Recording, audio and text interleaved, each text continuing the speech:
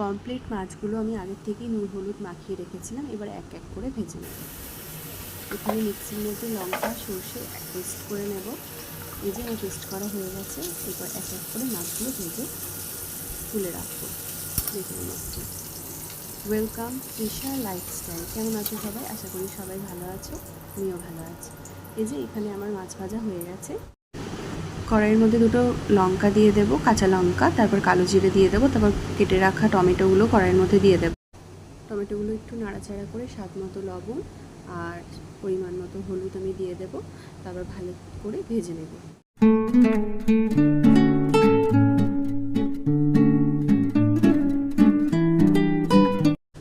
টমেটোটা ভালো করে ভাজা হয়ে গেছে, দেখতেই পাচ্ছ তোমরা, তেল ছেড়ে দিয়েছে। এরপর আমি বেটে রাখা সর্ষে আর লঙ্কা, তার মধ্যে একটু জল ঢালবো, পরিমাণ মতো যতটা আমার জল লাগবে ঢেলে আমি ওই জল সমেত সর্ষেটা দেবো। ভালো করে খেয়াল রাখতে হবে যেন ওই সর্ষের খোসাগুলো কড়াইয়ের মধ্যে না পড়ে যায়। আলাদা করে তোমরা ছাঁকনিতে ছেঁকে নিতে পারো। আমি এখানে ছাঁকনিতে ছেঁকিনি, আমি এখানে জল মিশিয়ে সাবধানে চেষ্টা করেছি কড়াইয়ের মধ্যে দিয়ে দেওয়ার। তারপর ভালো করে নাড়াচাড়া করে ঝালটাকে ফুটতে দেব।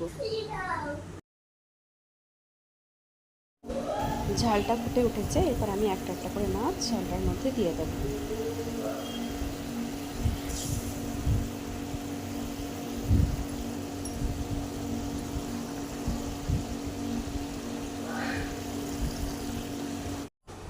এই যে তোমরা দেখতে পাচ্ছ আমার টমেটো দিয়ে সর্ষে পমফ্রেট রেডি।